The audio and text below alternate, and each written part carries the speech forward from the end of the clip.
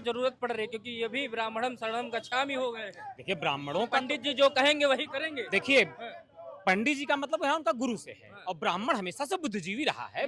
ब्राह्मण जो है इधर सनातन अखिलेश काल जी कहते हैं कि हमको हिंदुओं का वोट चाहिए, ब्राह्मणों का वोट चाहिए, सर्व समाज का वोट चाहिए। एक तरफ तुम्हारा प्रवक्ता गालियां देगा इस समाज को, कैसे उम्मीद लगा सकते हैं कि आप पे जनता भरोसा करे? देखिए नेता अखिलेश यादव जी हैं। भाजपा हो या विपक्ष हो, और अखिलेश जी जो रोज रोज स्टैंड बदलते हैं, ये जान लीजिए कि इस समय हिंदू और मुसलमान की राजनीति चल रही है। आप ये जो नहीं तो आप बहुत क्या जल्दी इधर उधर लबलबाएंगे। लबलबाएंगे, फिर लबलबाएंगे, फिर ये जो है पता लगा कहीं मदरसे जाएंगे, कहीं मजार जाएंगे, कहीं इधर उधर जाएंगे, सब जो है करेंगे।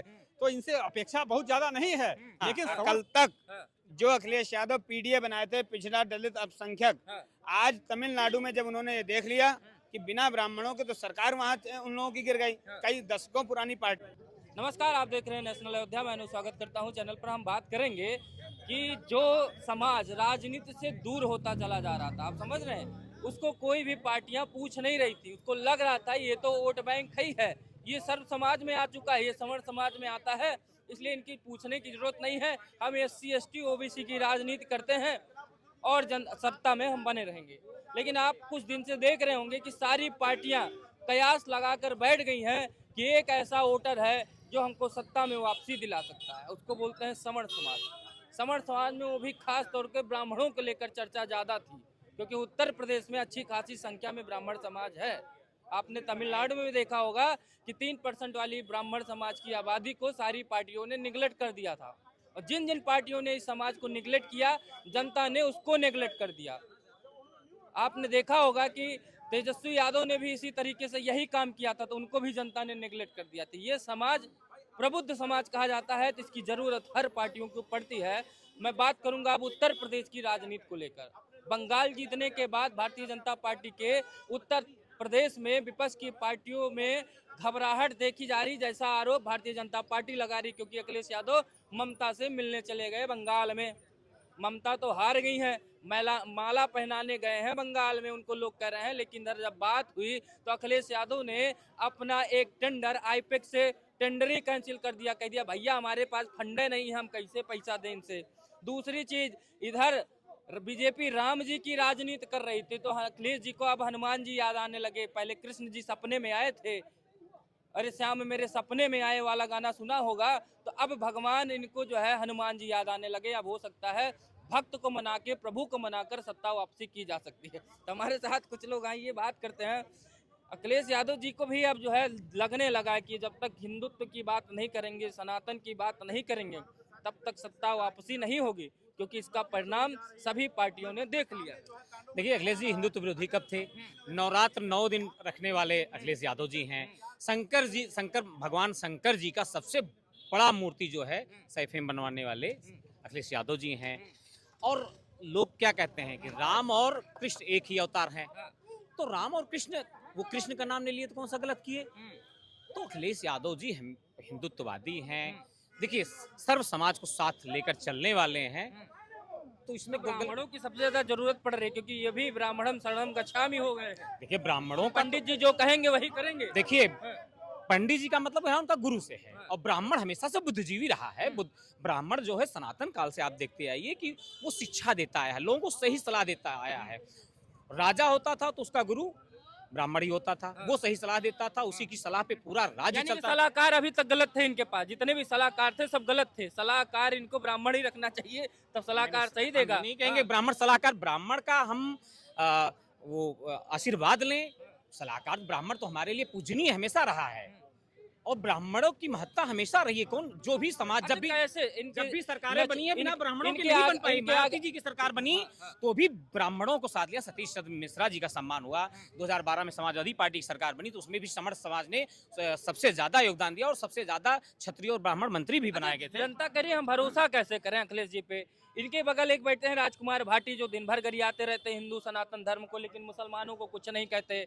लक्ष्मण यादव हैं, दिन भर गरियाते रहते हैं, लेकिन मुस्लिम धर्म को कुछ नहीं कहते। इधर अखिलेश जी कहते हैं कि हमको हिंदुओं का वोट चाहिए, ब्राह्मणों का वोट चाहिए, सर्व समाज का वोट चाहिए। एक तरफ तुम्हारा प्रवक्ता गालियां देगा इस समाज को, कैसे उम्मीद लगा सकते हैं कि आप पे जनता भरोसा करे? देखिए नेता अखिलेश यादव जी हैं, समाजवादी पार्टी के अगुआ अखिलेश यादव जी हैं। अखिलेश यादव जी ही प्रतिनिधित्व करते हैं, और ये लोग उनके अरे डांट के बैठाएगा, चुप। कैसे तुम सनातन धर्म के आदमियों को गाली देते हो? भाई हमको वोट चाहिए कि नहीं चाहिए? कि तुम एक तरफ गरियाओगे उनसे। जब राजकुमार भाटी जी से पूछा जाता है, कहते हैं हम नास्तिक हैं। कैसे नास्तिक हैं? कहते हैं कि कुरान बड़ा है लेकिन गीता कुछ नहीं है।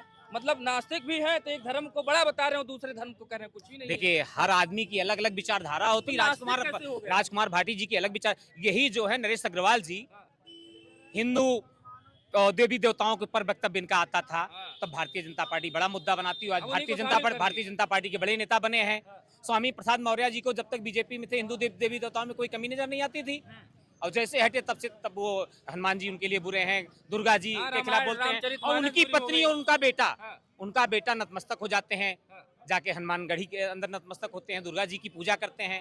तो ये केवल पब्लिक स्टंट है, राजनीतिक स्टंट है, इससे ज्यादा कुछ नहीं। आपकी बार अखिलेश की वापसी देख रहे हैं? देखिए, सर्व समाज इस बार अखिलेश यादव जी के साथ है, और जो उन्होंने कहा ब्राह्मण समाज जिसके साथ जाएगा वो स्वतः सरकार बना लेंगे। जरूरत पड़ गई सबको। मैं यही कह रहा हूँ मिश्रा जी कि जो है जिस समाज को लोग एक तरफ से निगलेक्ट कर देते थे, अरे ये तो वोट बैंक है ही नहीं हमारा, हमको तो SC OBC की बात करनी है। लेकिन इस बार लगता है कि हर पार्टियां लग रहा है कि जब तक इसका साथ नहीं लेंगे सत्ता वापसी नहीं है। उसका परिणाम तमिलनाडु है, DMK सत्ता से बाहर है। उसका परिणाम तेजस्वी यादव RJD सत्ता से बाहर है। उसका परिणाम केजरीवाल है, उसका सत्ता से बाहर है। उसका परिणाम जो है आपने अभी ममता को भी देख लिया, वो भी सत्ता से बाहर है। उसका परिणाम आपने कांग्रेस का भी देख लिया, वो भी सत्ता से बाहर है। देखिए, मैं रामसेवक मित्रा, अखिल भारतीय जनसंघ प्रवक्ता, बड़े उससे कहूँगा कि आप तीनों राज्यों में देख लीजिए। आसाम में हेमंत बिश्व शर्मा पंडित, माननीय शुभेंदु अधिकारी जी बंगाल पंडित, और तमिलनाडु में देख लीजिए सारे पार्टियों ने भाजपा जो 100% जिसको श्रवण वोट देता है वहाँ एक भी टिकट नहीं दिया तमिलनाडु में। हाल क्या हुई भाजपा की, और जिसने टिकट दिया सारे पार्टियों ने दिया, विजय थालपति जी ने दिया, और देखिए वो जीत गए। तो मामला ये है कि ब्राह्मण जो है वो जिधर जाता है एक नहीं जाता। तमिलनाडु से ही क्यों जोड़ रहे हैं भाई? सुनिए, आपने नाम गिना दिया कि इतने सुनिए, मुख्यमंत्री ब्राह्मणों को बना दिया है। केजरीवाल को देख फिर काहे लीजिए, की दिक्कत है? केजरीवाल को देख लीजिए, माननीय अखिलेश जी को देख लीजिए, बिहार में देख लीजिए, मध्य प्रदेश में देख लीजिए, यहाँ तक कि गलत एक बार भाषण दे दिए थे, शिवराज सिंह चौहान चुनाव हार गए मध्य प्रदेश। तो ये देखिए कहीं ना कहीं जो है, हाँ, हमारा किसी से कोई ऐसा नहीं है, न कोई पूरे प्रदेश में हमारे जो हम लोगों को इतना बदनाम करते हैं, हमारा किसी जाति से 2% से ज़्यादा मुकदमा नहीं है। अगर झगड़ा भी होगा वो भी झूठा, उसमें 75% फर्जी है। तो मामला ये है कि भाजपा हो या विपक्ष हो, और अखिलेश जी जो रोज रोज स्टैंड बदलते हैं, ये जान लीजिए कि इस समय हिंदू और मुसलमान की राजनीति चल रही है। आप ये जो नहीं तो आप क्या लग रहा जो है आपके अखिलेश जी जो है कह रहे हैं कि हमारे पंडित जी जो कहेंगे हम वही करेंगे। अब पंडित जी के भरोसा हो गया है। अरे सुन लीजिए, 2022 में अखिलेश जीतने जा रहे थे, माननीय स्वामी प्रसाद मौर्य ने सनातन पर बोलकर, ब्राह्मणों पर बोल करके, क्यों रखते हो ऐसे लोगों को? बोल करके हरवा दिया, क्यों और रखते हो जैसे ऐसे ही स्वामी लोगों को? प्रसाद मौर्य को हटाया, लोकसभा जीत गए। हाँ। लोकसभा जीत अब गए। जितने नास्तिक है सबको हटाओगे आप लोग। अरे भाई नास्तिक, भाई राजकुमार भाटी हैं आप में, लेकिन लक्ष्मण यादव हैं आप में, एक भीम आर्मी का भी नेता दामोदर यादव, वो भी कहीं न कहीं जोड़ लिया जाता है। आप ही देखिए, लोगों के साथ। जब तो तक जितने हैं गरियाने वाले ब्राह्मणों को लेकर सनातनियों को, तो आपके पार्टी में बैठे हैं भाई। एक छोटे से सदस्य होकर के मुलायम सिंह निकले थे जनता दल में, और माननीय जनेश्वर मिश्रा को जब लेके साथ निकले, तो जब भी कभी सरकार बनी केंद्र में, तो अगर एक मंत्री बना तो जनेश्वर मिश्रा बने, और उनसे जब तक राय लेते रहे सपा बढ़ती गई। जिस दिन से अखिलेश यादव ने ब्राह्मणों को छोड़ा, मतलब ध्यान आ गया कि लेना है लेना है नहीं, हमको, लेना जिस है। दिन से अखिलेश ने ब्राह्मणों को निगलेक्ट किया, उस दिन से अखिलेश नीचे गिरते गए, नीचे गिरते अब गए। उठेंगे, बिल्कुल, अब देखिए उठेंगे। देखिए, हाँ। उठने का मतलब ये नहीं है, उठने का मतलब खाली आप जब चुनाव आए तब नहीं, आप शुरुआत कीजिए तो शुरू से करिए और अंत तक जाइए, जिसको साथ लेकर चलिए। हम जो है, हमारा किसी से कोई दुश्मनी नहीं है, हाँ, लेकिन ये है कि हम भाजपा को 100% वोट देते तो जरूर हैं, लेकिन भाजपा हमको 0-0 देती है ठीक है, हर कार्य में। हर अभी तो कह दिए, शुभेंदु अधिकारी भी तो कह दिए हैं कि जो है हम अब सबका साथ सबका विकास वाला काम नहीं होगा। जो हमको वोट देगा हम उसके लिए काम करेंगे। हमको 100% हिंदुओं ने वोट दिया, हम हिंदुओं के लिए काम करेंगे। अब क्या ये मानसिकता हर पार्टियों में बनती जाएगी कि जो वोट देगा हम उसके लिए काम करेंगे?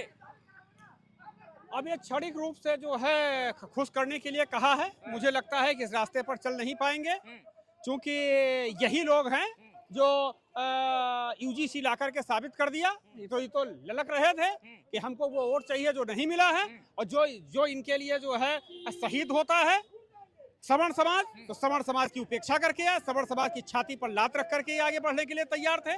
तो ये अगर ये कायम रहते तो अच्छी बात है, लेकिन ये कायम नहीं रह पाएंगे। ये बहुत जल्दी इधर उधर लबलबाएंगे, फिर लबलबाएंगे, फिर ये जो है पता लगा कहीं मदरसे जाएंगे, कहीं मजार जाएंगे, कहीं इधर उधर जाएंगे, सब जो है करेंगे। तो इनसे अपेक्षा बहुत ज्यादा नहीं है, लेकिन सवर्ण समाज भी अपना निर्णय कुछ ना कुछ लेगा और नया परिवर्तन करेगा। क्या कर रहा है अब अखिलेश जी भी कर रहे हैं कि पंडित जी जो कहेंगे, हमारे पंडित जी जो कहेंगे वही करेंगे, क्योंकि आपने देखा होगा परिणाम, जिन पंडितों का साथ छोड़ा जनता ने उनका साथ छोड़ दिया। संभवान युगे युगे, ब्राह्मण बड़ा उदारवादी होता है, सबको आशीर्वाद देता है, अपना दुश्मन भी चरण में पड़ जाए उसको भी आशीर्वाद देगा, जब तथास्तु सुखी रहो। ये ब्राह्मणों में सर्वे भवन्तु सुखिनः सर्वे सन्तु निरामया की दृष्टि होती है। और रही अखिलेश यादव की बात, अखिलेश यादव स्वयं में तो कंफ्यूज नेता ही है, अपने लोगों को भी कंफ्यूज कर रहे हैं। कंफ्यूज नेता है। हाँ, कल तक जो अखिलेश यादव पीडीए बनाए थे, पिछड़ा दलित अल्पसंख्यक, आज तमिलनाडु में जब उन्होंने ये देख लिया कि बिना ब्राह्मणों के तो सरकार वहाँ उन लोगों की गिर गई, कई दशकों पुरानी पार्टियां खत्म, बिल्कुल श्राप लग गया। आज अखिलेश यादव ने जब ये देख लिया विजय जी की वहाँ सरकार जब बन रही है, तो अखिलेश यादव को लगा कि ब्राह्मणों को फिर से लुभाना शुरू कर दो। तो ब्राह्मण उदारवादी तो है, परशुराम भी है और सुदामा भी है।